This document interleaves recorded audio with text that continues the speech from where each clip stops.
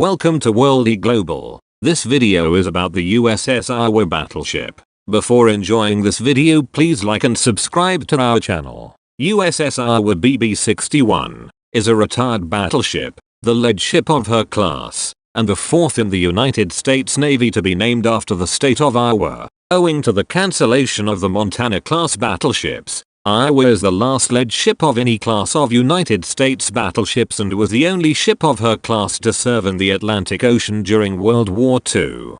During World War II, she carried President Franklin D. Roosevelt across the Atlantic to Mers el-Khaby, Algeria, en route to a conference of vital importance in 1943 in Tehran with Prime Minister Winston Churchill of the United Kingdom and Joseph Stalin, leader of the Soviet Union. When transferred to the Pacific Fleet in 1944, Iowa shelled beachheads at Kwajalein and Eniwetok in advance of Allied amphibious landings and screened aircraft carriers operating in the Marshall Islands. She also served as the 3rd Fleet flagship, flying Admiral William F. Halsey's flag at the Japanese surrender in Tokyo Bay. During the Korean War, Iowa was involved in raids on the North Korean coast, after which she was decommissioned into the United States Navy Reserve Fleets, better known as the Mothball Fleet. She was reactivated in 1984 as part of the 600-ship Navy plan and operated in both the Atlantic and Pacific fleets to counter the recently expanded Soviet Navy.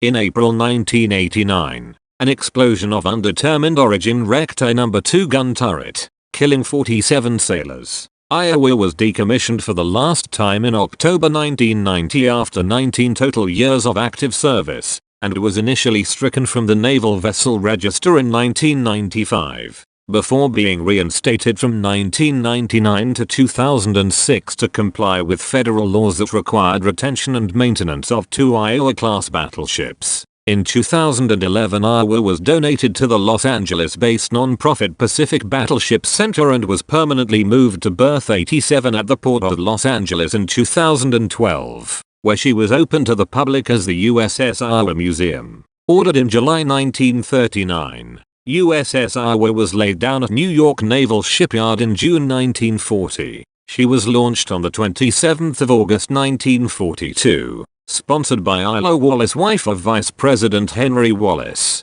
and commissioned on the 22nd of February 1943 with Captain John L. McRae in command. USS Iowa's main battery consisted of 9 16 406 mm, 50 caliber Mark 7 guns, which could fire 2,700 pounds, 1,200 kilograms, armor-piercing shells 20 nmi, 23 mi, 37 km. Her secondary battery consisted of 25 inches or 127 mm and twin mounts, which could fire at targets up to 12 nautical miles, 14 miles, 22 kilometers, away. With the advent of air power and the need to gain and maintain air superiority came a need to protect the growing fleet of Allied aircraft carriers. To this end, Iowa was fitted with an array of Oerlikon 20mm and Bofors 40mm anti-aircraft guns to defend Allied carriers from enemy airstrikes. As flagship of Battleship Division 7,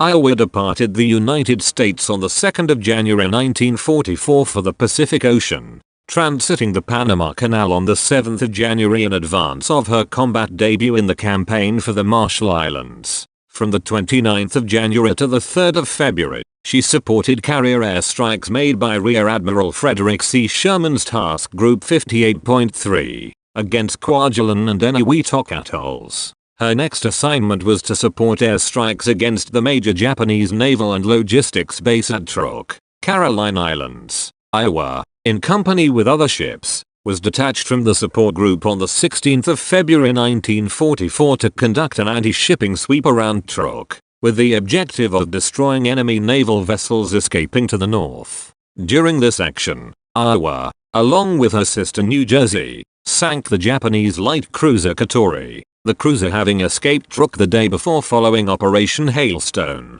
the US air attack on Truk. From 22 to the 28th of April, Iowa supported air raids on Hollandia, now known as Jayapura, Atape, and Wake Islands to support army forces on Atape and at Tanamera and Humboldt Bays in New Guinea. She then joined the task force's second strike on Truk, on 29 and the 30th of April, and bombarded Japanese facilities on Ponape in the Carolines on the 1st of May. On the 18th of December, the ships of TF-38 unexpectedly found themselves in a fight for their lives when Typhoon Cobra overtook the force. 7 fleet carriers, 6 light carriers, 8 battleships, 15 cruisers, and about 50 destroyers, during their attempt to refuel at sea. At the time, the ships were operating about 300 miles, 480 kilometers, east of Luzon and the Philippine Sea. The carriers had just completed 3 days of heavy raids against Japanese airfields,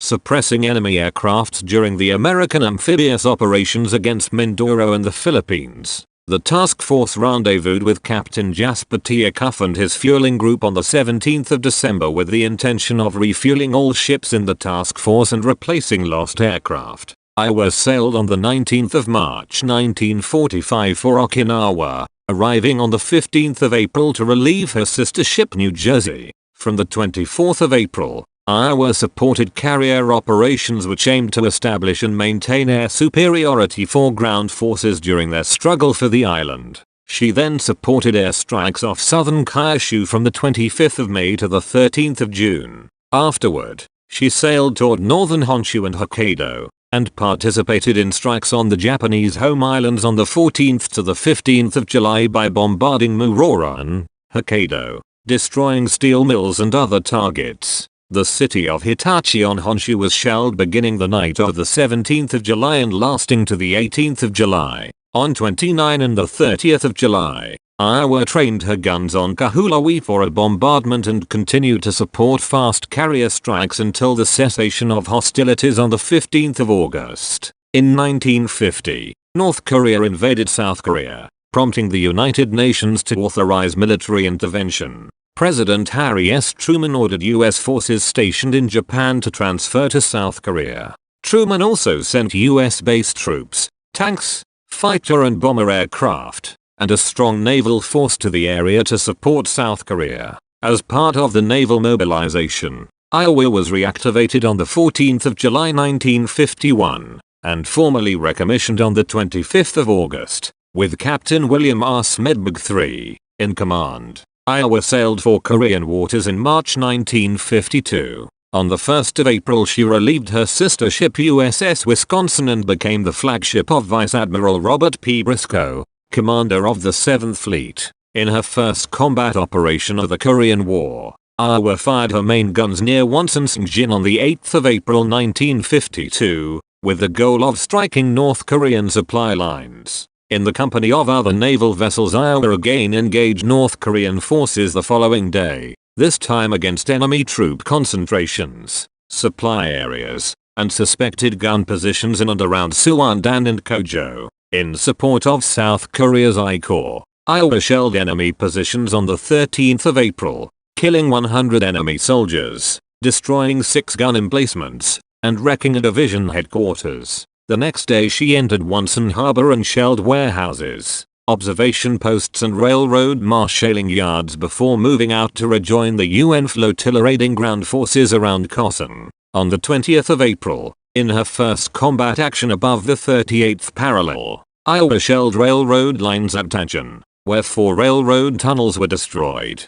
before sailing to Chindong and Kosan for a 2-day bombardment of North Korean positions. On the 23rd of September, General Mark W. Clark, the Commander-in-Chief of United Nations forces in Korea, came aboard Iowa. Clark observed Iowa in action as her guns shelled the Wonsan area for a 3rd time, accounting for the destruction of a major enemy ammunition dump. On the 25th of September, Iowa fired her guns at an enemy railroad and 30-car train the following month. Iowa was part of the force involved in Operation Decoy, a feint to draw enemy troops into Kojo and bring them within striking distance of the battleship's big guns. During the operation, Iowa provided anti-aircraft support to USS Mount McKinley, an amphibious force command ship. In October 1952 Iowa was serving as flagship for the Commander, 7th Fleet, and she engaged in 43 gun strikes on targets in the areas of Wonsan, Songjin, Kojo, Chaho, Tojo, Simpo, Hunam and northern Incheon, North Korea. and in 27 bombline operations. During these operations, 16,689 rounds were fired from her main and secondary batteries on enemy installations. This action established eligibility for the United Nations Service Medal and the Korean Service Medal with 1 Bronze Star. Iowa embarked midshipmen for at-sea training to Northern Europe in July 1953, and shortly afterwards took part in Operation Mariner, a major NATO exercise, serving as flagship of Vice Admiral Edmund T. Wooldridge, commander of the 2nd Fleet. Upon completion of this exercise, Iowa operated in the Virginia Capes area. Later, in September 1954, she became the flagship of Rear Admiral R.E. Libby, commander, Battleship Cruiser Force, United States Atlantic Fleet. From January-April 1955, Iowa made an extended cruise to the Mediterranean Sea as the flagship of the Commander, 6th Fleet. She departed on a midshipman training cruise on the 1st of June, and upon her return entered Norfolk for a 4-month overhaul. Afterward, Iowa continued intermittent training cruises and operational exercises, until the 4th of January 1957 when she departed Norfolk for duty with the 6th from April to August 1984. Iowa underwent refresher training and naval gunfire support qualifications at Guantanamo Bay, Cuba and the Puerto Rican operating area. After a short period in her new home port of Norfolk, Virginia, she spent the 2 periods of time during the rest of 1984 and early 1985 conducting presence operations shakedown in the area around Central America.